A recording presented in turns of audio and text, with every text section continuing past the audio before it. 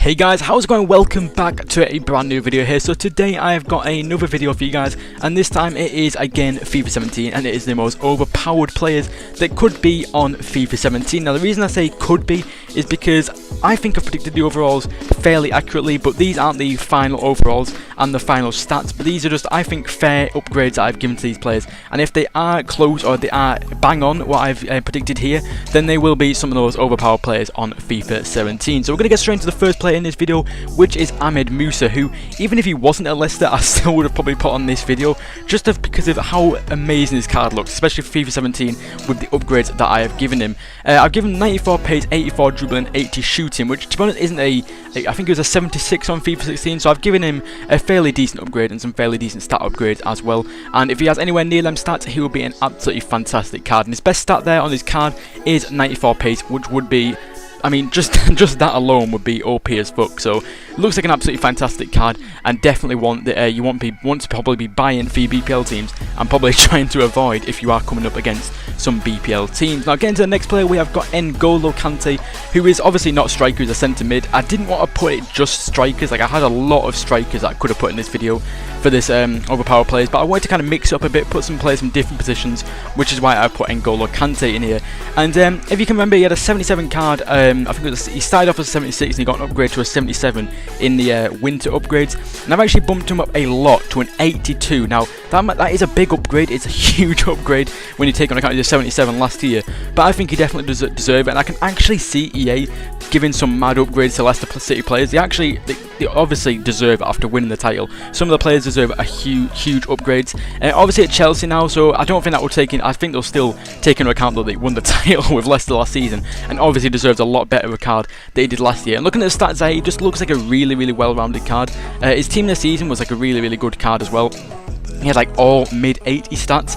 I think he'll have some high 70s and some low 80s as well, but definitely a really overpowered centre mid looking card there with some decent pace, and also some decent defending, physical, dribbling and passing as well. The only thing that isn't maybe up there is his shooting, but with a centre mid you're not exactly going to need that much. You're just going to intercept passes and just lay it off to the other players to do the attacking work. Now getting to the next player, we have got a centre back, again another position other than striker, and I mean, looking at some of the centre-backs that could be on FIFA 17 and looking at some of the stats that I would probably have given him, Chris Smalling is one that I did want to put in this video, just because he seems to have everything that you'd probably need as a centre-back. There is obviously Boateng, but he'd be really expensive, and I don't think you can really class him as overpowered because he is meant to be that good. Anyway, Smalling though, 78 pace and 87 dribbling and 84 physical. And for how much he'll probably be, he's an 84, so he probably would be like a decent amount. He probably wouldn't be too cheap. He'd probably be about 20k, I'm guessing, once the market kind of evens out after a bit of FIFA 17 being released. But looking at some of the stats there, I mean, he's decent pace, good defending, good physical, dribbling and passing and shooting at the best, but you don't really need them for a centre back. All the stats that you would need for a centre back are there really, and his best stat on the card, you can see there, 87 defending, 6'3", so he's pretty tall as well, and would definitely be a fantastic centre back for you to pick up for your BPL or English teams. Now getting to the next player, we have got someone who, if you watch my Hidden Gem or Nar series on FIFA 16, you will definitely have heard about it, and it is Benjamin Mokalu, an absolute brute on FIFA 16. He was an absolutely fantastic player.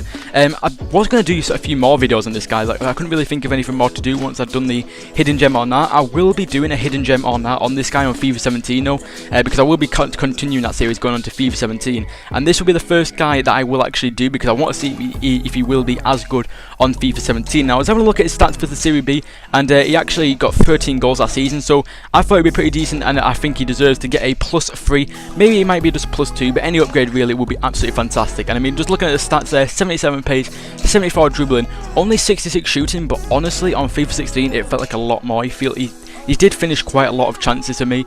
83 physical as well, with 93 strength, looking like an absolutely fantastic player, and 6'1" as well, so he's tall, he's strong, and he's got 77 pace as well. He's an absolutely fantastic player, and I will be definitely picking him up. And well, to be honest, it's pretty difficult to get him into a team because he is in the Serie B, but I will be trying to get him into a team if it is at all possible. So again, to the next player in this video. We've got a few more players next, but we've got Alexandre Lacazette from Lyon, and I've given him a +1 upgrade up to an 85. And looking at some of them stats there, he looks, again, one of them players who just has everything you need. I mean, 89 dribbling, 86 dribbling, and 85 shooting. And with Zlatan not being in the Liga 1, he will be probably the main striker that people go for in the Liga 1 when they're actually building a decent Liga 1 team, or maybe a French team, or any hybrids that you want to actually build. And 89 pace is his best stat. Absolutely fantastic looking card. 5'7", so he's not the tallest, but he has got decent pace and decent dribbling, decent shooting. His heading isn't actually the worst. I can't remember what it was. I think it was like 70 something. So he might not be the tallest, but he can definitely get on quite a few headers if you want him to do that. But definitely the thing that you're going to want to be doing with this guy is just playing him through and using his OP pace, which I haven't actually played the gameplay that much. I hope the pace is still OP, because if not, then some of these players might not be OP. But one player that will still be OP, regardless of pace, is Benjamin Mokalu, because he is definitely one of the more like physical strikers that you want to be whipping the ball in for. So he'll be alright, even if pace isn't overpowered in FIFA 17. Now getting into the second last player, we have got Paulo Dybala, 22 years old, 90 dribbling his best stat, and 5'8". Now I've given him a +2 upgrade from an 81 to an 83. I think that's pretty deserved. I mean, I think he got like 20 something goals last season. When you take into account some of the players that are in Serie A, for a 22-year-old to do that and to be playing as good as he is, I think he deserves that +2 upgrade that I've given him. Now getting to why I've called him an overpowered player. I mean, again, look at the stats. All of the strikers that I've put in this video, I've pretty much, well, apart from Musa maybe because he's a lower rated one, have at least like 88 pace and dribbling, which is absolutely insane. I mean, you've got pace, 88 pace there, 90 dribbling, and 85 shooting. So he's got the pace. He can dribble in and out of defenders with his agility as well, because I'm pretty sure his agility is in the 90s. I've put his best stat there, 90 dribbling, but that's just on his card. In-game stats, I'm sure his agility is like 91 or 92 or something ridiculous like that. So he's got the agility, 85 shooting as well. His finishing is probably right up there, probably near the 90s, if it's not already 90, if his card was an 83 rated. 5'8", so he's not the tallest, but you're just going to want to be playing this guy through, just dribbling in and out, and he will definitely do the job for you. Now getting to the last player in this video, you could not do a top 10 overpowered player without putting Pierre-Emerick Aubameyang in. There was a few players that I was going to put in this video, like Barbo, but Barbo is apparently pretty poor on FIFA 16, not the player that he used to be. So I was kind of hesitant to kind of put him in this video, considering I hadn't actually used him on FIFA 16. So I decided to leave him out. If he is overpowered on FIFA 17 and everyone starts raving about him again, I'll probably regret putting him in, but I didn't have enough evidence to go off to actually put him in. Whereas Aubameyang has been overpowered for probably 2 FIFAs now. Last FIFA it was absolutely incredible, and with his season last year in the Bundesliga, getting about 25 goals I think I mentioned on the Bundesliga upgrades, he's bound to get better. He's an 84 rated at the moment. I bumped him up to an 86, which is a +2, which I think is deserved.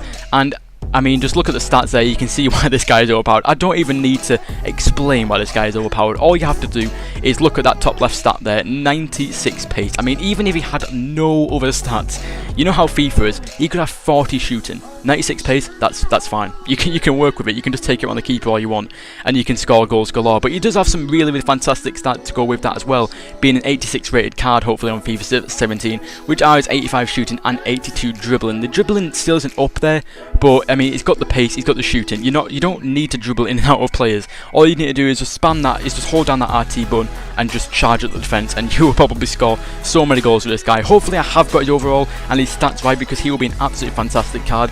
Aubameyang though is getting to one of them players where you do have to save up more and more as the FIFA's go on, because he is getting more expensive, but he'll probably want to be one of them players that I will definitely take the time to save up for to buy on FIFA 17. So hopefully you guys have enjoyed this video. If you have, then be sure to hit the like button down below, and also put in the comments down below as well any players that you think will be overpowered on FIFA 17 and why, and I'll be sure to have a look at them and see if they are any good. So hope you guys have enjoyed, and I will see you guys next time. See you later.